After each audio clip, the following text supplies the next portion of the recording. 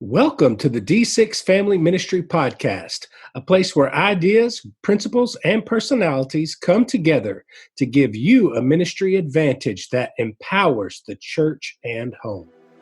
I don't know anything more important in our society or in the kingdom of God than to help the church, help the family. Discipleship is not an event, it's a way of life. And one day it just hit me that discipleship at home was not about doing more. It was about inviting Christ into what we were already doing. The goal of family ministry is not families sitting on the couch holding hands and singing Kumbaya. The ultimate goal is families that love God, love people, and make disciples of all peoples. So that's why you're here. You're here to say 1 hour a week, as significant and as awesome as it is, we know that it's not enough and we want to be intentional with every hour. You're listening to the D6 Podcast. Here are your hosts, Marianne Howard, Ron Hunter, and Josh Wooten. Oh my, today's topic, it's almost counterintuitive for me to start and ask the question. It makes me pretend to be the wrong person. But Marianne, Josh, I think our listeners know the answer to this question, but do you identify as an introvert or an extrovert? Oh, so are you answering first, Ron? You're going to ask the question and answer it right off the bat. I think that's a beautiful way to kick this one off. Oh, it's pretty clear cut. I'm an extrovert, in case you didn't know. Really? Wow. And let me tell you guys something kind of funny, a ministry story. When I first married Chad and we were working in student ministry together, you know you're an extrovert when teenagers take 3 or 4 steps back, physically back, when you walk up. Oh, wow. You just picked up a mirror and held it up to me. Breaking news here. I think Josh may be an extrovert. No.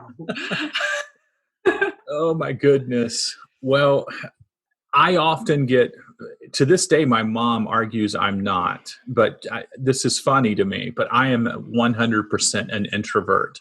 I adapt well. I enjoy public speaking. You know, crowds don't bother me, but 5 people in a social setting scares me to death. And it's just totally different in where it is. And man, I've struggled through most of my adult life as an introvert, thinking, I don't know if I can be who God's called me to be because I don't have the gifting for it. And I can tell you more later over how I got over it. But man, this speaker today was like sitting on a therapy couch for me. Yeah. Agreed. Yeah, it was incredible. I actually live in a house full of introverts, and man, God used her words today. As you guys get ready to listen, you're just going to get ready. This is maybe worth pulling the car over, doing this during your lunch break, because it really truly feels like there's some healing words that she says. There's some empowering words that she says. You know, I'm an extrovert and I've got to be sensitive to what my introverts need. Yes, you do. So, yes, I've got to be very sensitive as a mom and a wife to what they need, and they need space and time. And she says that a couple of times, and I really am so thankful that she keeps saying that. As extroverts need to hear space and time. But let me flip it back around. Us introverts need to remember that all the extroverts have not spent as long of a time thinking through the issue in our own heads. And we shouldn't expect them to get it the first time we say something out loud. That's good. Yeah, I think the advice that you just heard, pull your car over if you're driving, is not bad advice at all. And I don't say that lightly. I think if you happen to be a doodle listener, meaning you can do other things and be distracted, great. But this is one I would not recommend being distracted for. I really do think focusing time and attention and taking a few notes would be most insightful, if not for you, for the members of your family. Oftentimes we don't know how to relate. So don't go into this with the me-centric mentality. Go into it with, oh, how can I learn about the others in my family, the others in my ministry, the others in my life group? Well, let's get started. I'm excited to hear what she has to say, and I look forward to the challenge and the wisdom that she is getting ready to pour out on all of us.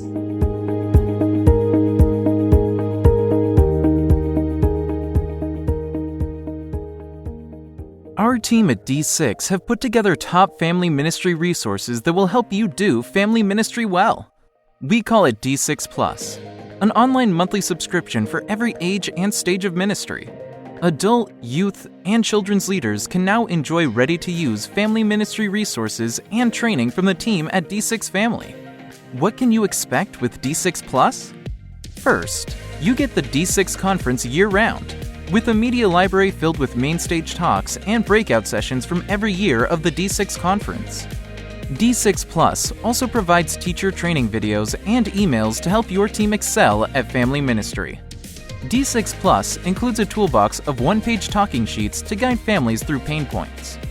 D6 Plus also offers sermons and lesson outlines, countdown videos, and creative graphics. In addition to the resources and training provided online, D6 Plus members receive other perks, family ministry books sent directly to you throughout the year for free, plus special VIP benefits at the D6 conference. D6 Plus, family ministry resources and training to help you and the parents in your church have an excellent family ministry.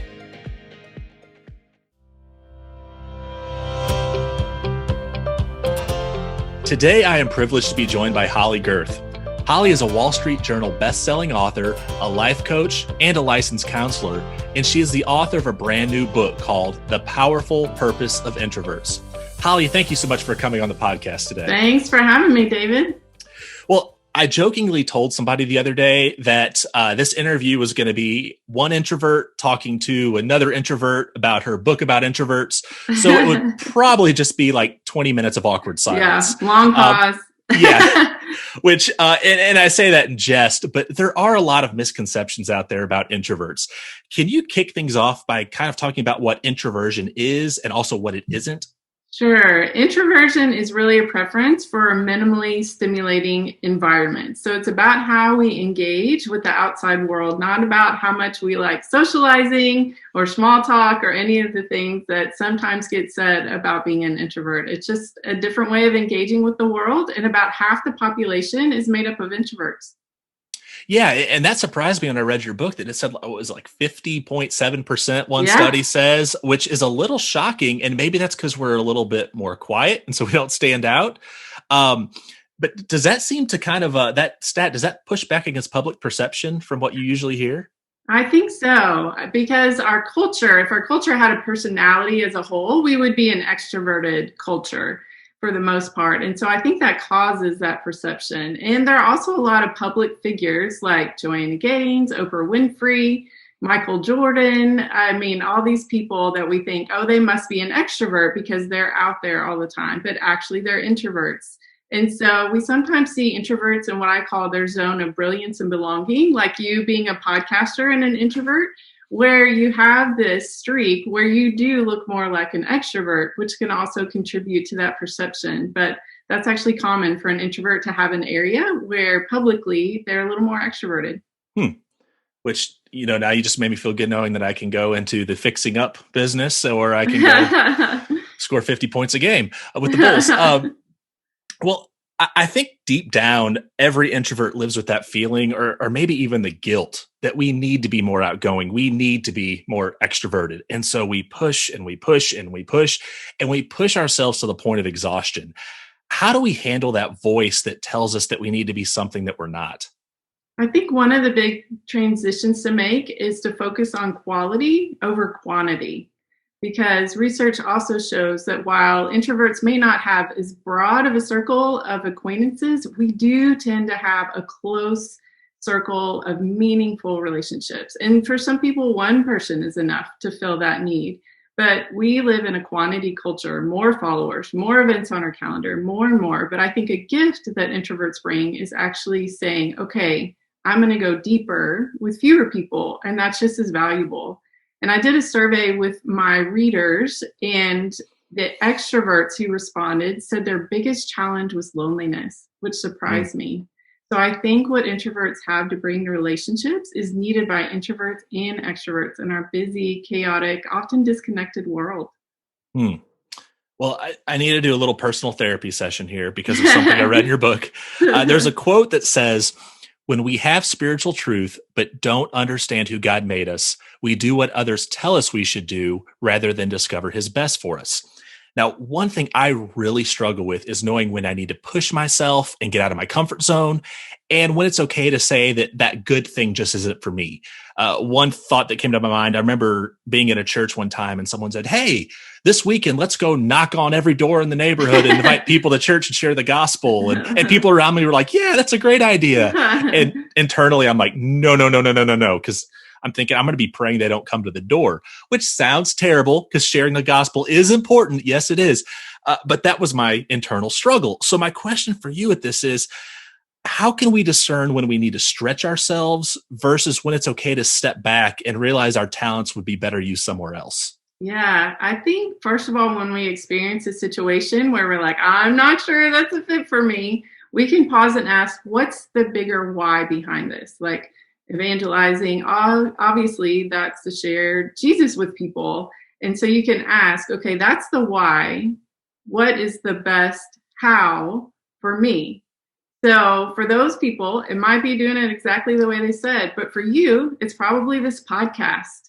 And so if you can say, yes, I absolutely am on board with that why, but I'm going to choose a different how that's more effective because it aligns with who God made me, then we can feel good about, okay, I'm still making that thing that I do value a priority in my life. So that's one way to filter. I had to laugh when I read your book when you said that you bring earplugs to church. And it's not because you think your pastor is boring. I want to get that out there, but it has to do with that external stimulation. And one of the things that you write about is how that for most of the church's history, going to church meant stepping away from the hustle and the noise of life. And yet today, many of our churches are loud and geared towards extroverts. So what can church leaders do to make sure they're ministering to both extroverts and introverts in their congregation? I think first realizing when they're looking across their congregation, half are introverts, half are extroverts. And then just building space into those services. Like our church has started incorporating something called a Selah, which is from the Psalms. And it's basically just a pause.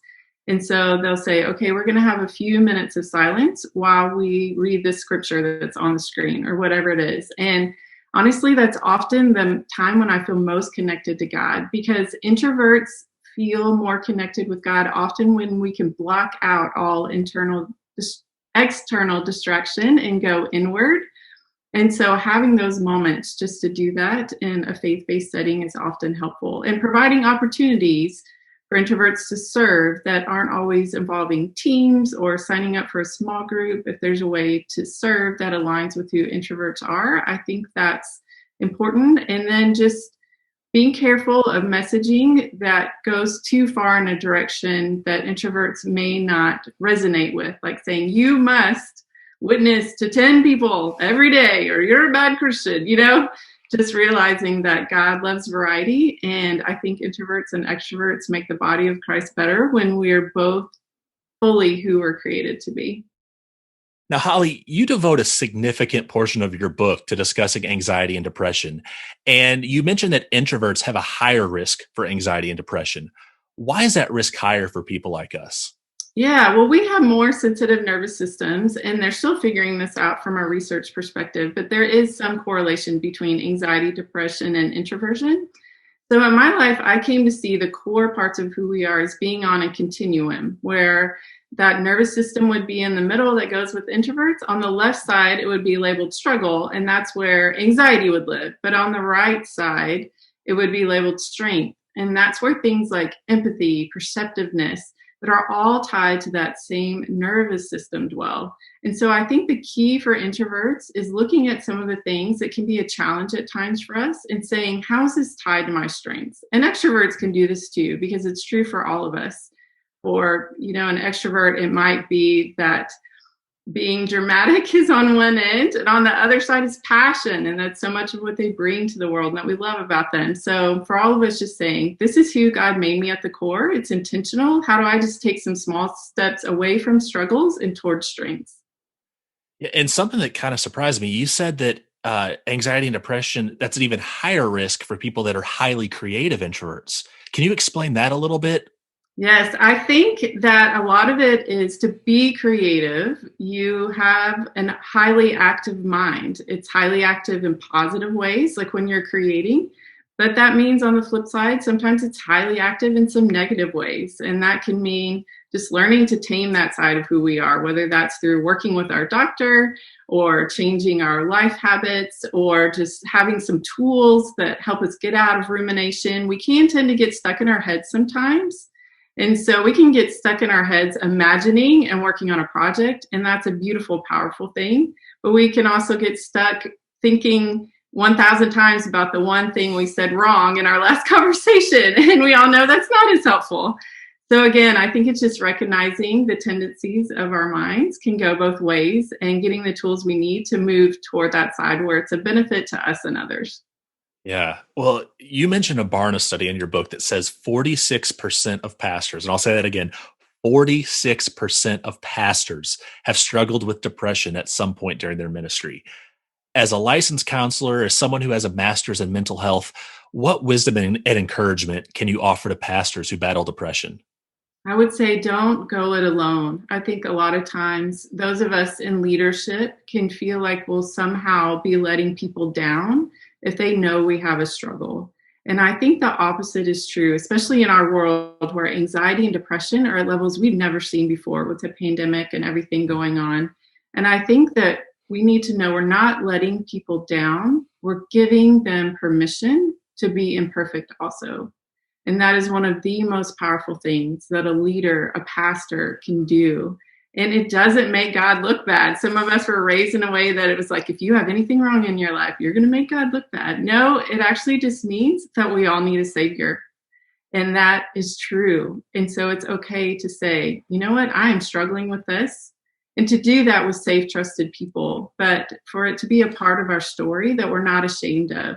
With me, I felt like I was praying about it one day and God was like, if you're standing on a battlefield and someone's shooting at you, what does that make you? And I thought, a warrior. And it was like I heard externally, internally, exactly.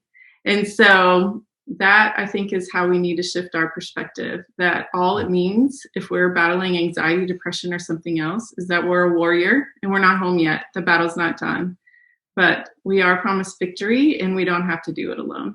Ooh, that's good and that's powerful. Well, it's tough enough when we struggle with mental health issues ourselves. It's much worse when we see our kids dealing with it. Yeah. But you say that parents can actually take heart when their child or teenager struggles with depression or anxiety. Can you unpack that a little bit and also talk about the superpower that you mentioned in your book? Yeah. And I don't want to make light of this, of course. I would say any parent with a kiddo struggling, get them whatever resources they need, whether that's counseling or something else. But I do think that some of those, like we've talked about, can be indicators that your kiddo also has some amazing gifts. And so a friend of mine had a little boy who struggled with anxiety, and they were working on it in every way they could. But I said, also tell him, you know what? This is a superpower. This is part of a superpower you have. Not everyone notices as much as you do. Not everyone feels as deeply as you do. And just helping him to see how he could use that in some positive ways. And also empower him to say, I can control this, because it can feel like those things control you. And knowing, okay, I can control this. And some days it's going to be a challenge for me, but it also has some real strengths and gifts I think can be empowering for kids. Yeah. And for those listening, those who have battled anxiety, those like myself who have battled it, what you said there is just kind of, it puts the brain for a spin, because I've always viewed it as a liability. And yet for you to say it's a superpower and it's a sign of something else, it just kind of takes me back a little bit. And thank you for saying that, because I think people need to hear that, because we do view it as a liability or a disability and don't realize that God works through that in some powerful ways. Well, on that same topic, what advice would you offer to extroverted parents who have an introverted child and have absolutely no idea what to do with them? Yeah, I think a powerful question for any relationship, and especially in this setting, is simply asking, how can I love you well right now? And just being open to the answer. And the answer may be, I need to go hang out in my room for a little bit. And that's okay. let the kid have that space because they're just refueling. But I think pausing, instead of just assuming we know what someone else wants or needs based on the way we're wired, creating space for someone to express what they really need and to receive it without judgment can be really empowering too. Well, I want to end on this. What word of encouragement would you give to the introvert who is struggling to find their place in the church and in the world? I think one of the most encouraging stories in scripture for me is when the prophet Elijah goes up on the side of the mountain and God's going to show him his glory. And there's this earthquake that shakes the rocks loose. And then there's this wind that's so powerful. And then there's a fire. And then there's the sound of a gentle whisper. And God is in the whisper. And I think that in some sense, introverts may be called to be the gentle whisper of God in our generation. And we live in a world that's loud and overwhelmed, that's filled with disunity. And I absolutely love extroverts and what they bring to the world. I'm so grateful for them, how they're a megaphone for the voiceless and many other things. But I also look at my introverts brothers and sisters and think, we need you too. We need your empathy. We need your insightfulness. We need your creativity. We need your ability to listen and understand.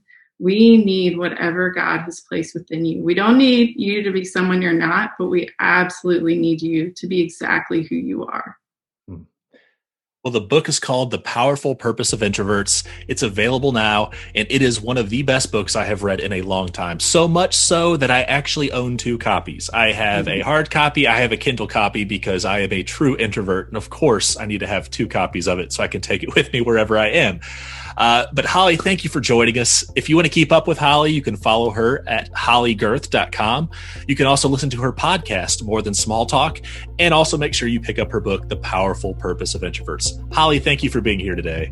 Thanks for having me.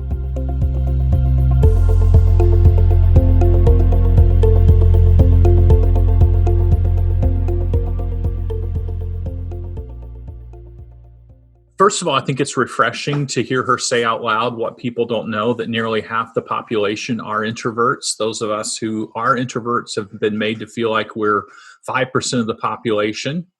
And I love how she described us as preferring minimally stimulating environments. Oh man, I can be around certain environments, and when I get back to the house, my wife is so wonderful. As an introvert herself, she knows when I just need quiet space and 30 minutes to decompress before we start engaging and debriefing about our day. She is so understanding. And I can tell you, if you can do that for your spouse or for your kiddos who just come home from school, totally overwhelmed if they're introverts, that can be very, very powerful while you're trying to ask them so many questions. Tell me, Mary Ann, Josh, what type of friction does this cause within your families? I know both of your families well enough to know not all of you are one or the other. God, I think, just has to throw in some oddities in our family just because he wants to keep us on our toes. How does this work in your family? Well, for me, this has been wildly beneficial, just to help to give a deeper understanding of the way my son is a very creative introvert. He's like you, Ron. Crowds do not bother him. He can get on stage and play in front of thousands of people and not blink an eye. But there are times when we have people over the house for dinner, he will steal away. And in my mind, I'm viewing, hey, man, you need to come down here. You're being antisocial, and realizing, wait a minute, no, this situation is not nearly the same for him as it is for me. Like, I thrive off of those, relationships and being in a room where there is a lot of stimulus going on. And there are times he just says, I need a break. I need to just get away. And it's been helpful to understand that. Now, it hasn't always been that way. Now I've realized that he needs that alone time. That is what fills him up, just the same way that being around people fill me up. It's different. I'll tell you what, this is one of the more powerful interviews that I think we've ever had, at least for me personally, on the D6 podcast, because it really has been an eye-opening experience and given me a very valuable perspective for my life and those that are close to me, and how to navigate and understand one another. Josh, if we can be honest with our listeners for just a moment, I think we should confess to them that we've had to pause this interview maybe more than once here.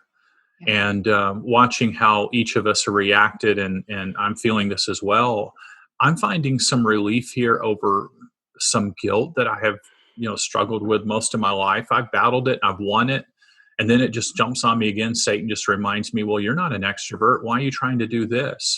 And I have felt honest jealousy over a lot of people like yourselves who can just mix it up and have quick-wittedness and connect with anybody in the world. And I'm sitting over here in my own thoughts, and I'm sitting there going, extroverts are never jealous, or they look at us introverts in totally different set of lens. But I can't tell you the baggage that I think some of us carry around, feeling inadequate at times for how to connect socially in certain situations, and not feeling like this setting that everybody gets along so well in is a place that we feel like the odd person out. It's freeing to me. I don't know what advice you can give to me from the extroverted side, or to the introverts listening over. My reverse question is, do you feel anything different on the other side? Is there any baggage that extroverts carry that we're not aware of? I mean, she named it. She said a large percentage of extroverts that she polls are lonely. Yeah. And introverts can assume that an extrovert is surrounded with people. And exactly. You know what? Never lonely. And here's the thing, where the danger is for us extroverts is we will roll with lots and lots and lots of crowds, but there won't be depth. And see, that's where it differs. My husband is an introvert. You're an introvert. You want a few close. You don't want to waste time in the shallow end. You want to go deep with a few close, trusted around you. So loneliness, you know who your people are. You know who your tribe is. Miss Pam, she's on the inside. And when you need to be vulnerable, she's one of those people. Yeah. Whereas sometimes with us extroverts, we're so let's roll with the crowds that we get lonely because we aren't intentional with closeness. And that's something I'm having to learn in my 40s, that, I lived some lonely years as an extrovert in ministry because I opened my life up to so many, but I need deep. I need a few. Does that make sense? It does. I heard her say the loneliness, but I'm sitting there going, I need somebody who's an extrovert to confirm that. And you're doing that for me. That's helpful. I can definitely confirm that. It's one of those things that as a leader in ministry, it can be lonely anyway. And as an extroverted leader, you know, and people look around and they assume that you have 1,000 friends, the way you can just walk in a room and seem to be friends with everybody and, carry on conversations with anybody. And for the most part, those conversations do remain surfacey. And that's one thing, I look at introverts, especially after hearing her speak of it. And she says, that the introverts, they have a more consistent core group of friends, and their relationships tend to be more meaningful and a lot deeper and richer in nature than relationships of extroverts to have, because they're focused on, or not, maybe focused is a strong word, but tend to be more quantity over quality. And introverts are the exact opposite, more quality over quantity. I really love some of her tips about how to empower your children. And I too have a son who's an extreme introvert, high creative, very, very much in his head. Thinks she just said these two things. I want to reiterate them right here in this moment. In the freedom statement that she made, she said, the way that you help your kids see that they have a superpower when it comes to this is that not everyone notices what you notice, and not everyone feels as deeply as you feel. That is so empowering. Like, I could get emotional over that. That's so empowering. And here's the other thing. When they're feeling anxious, or they're feeling different or introverted, and they are in their head, I love that this was the freedom statement. It's not a liability. That is what the enemy wants. That's what the enemy wants my little man to believe, is that it's a liability, and that It's a disability, but it's an opportunity to flex those faith muscles. God's the one who does the working. Our job's to do the believing. That's where we flex our faith muscles. That's where Zeke has the opportunity to flex his faith muscles. His job is to do the believing. It's an opportunity, not a liability. Love those words. Ordered the book.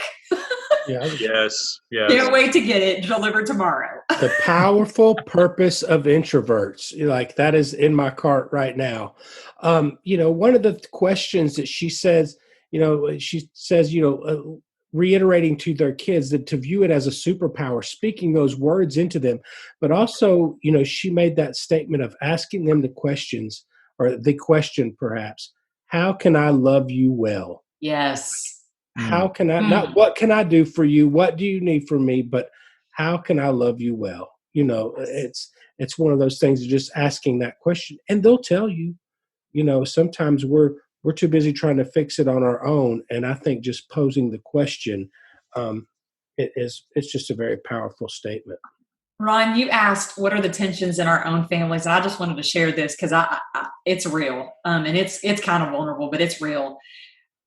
Sometimes with my 10-year-old, when we're talking through different scenarios, he's literally looked at me and said, Mom, that's too many words.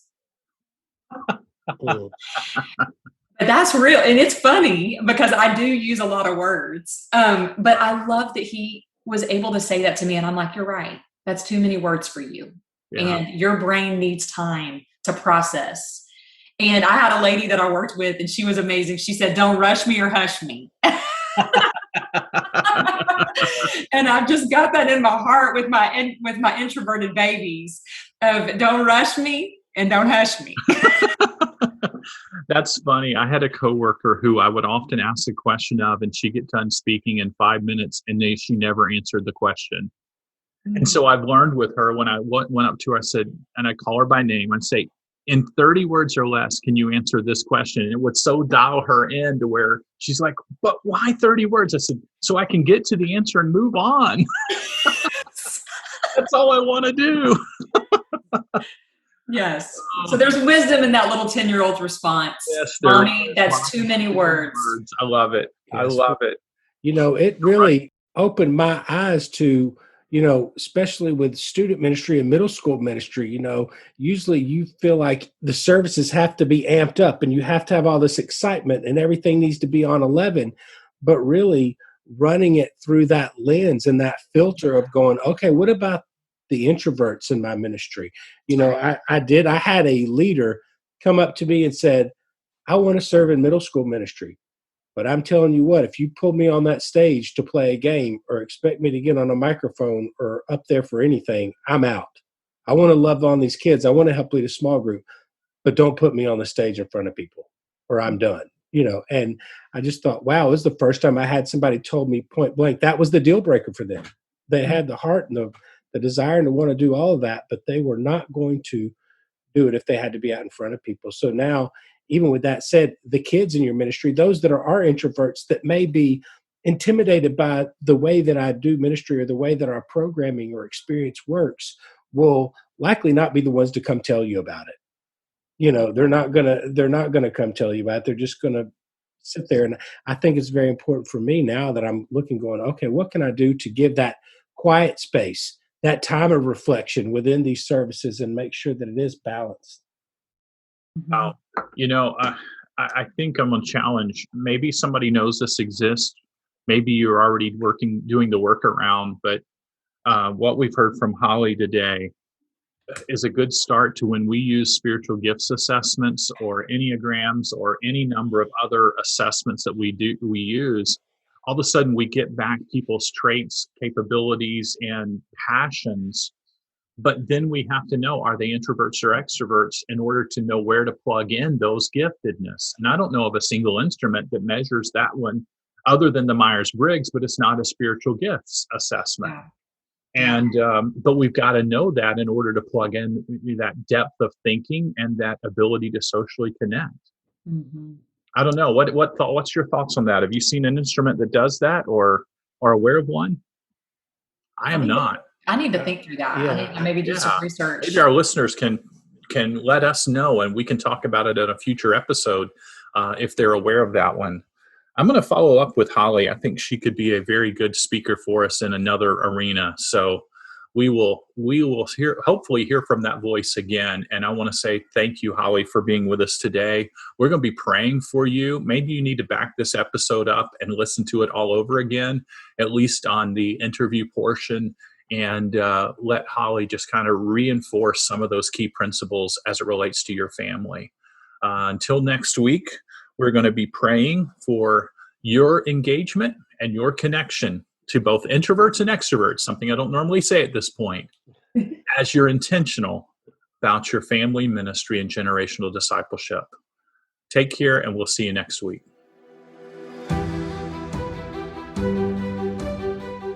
You've been listening to the D6 Podcast. You can learn more about D6 at d6family.com.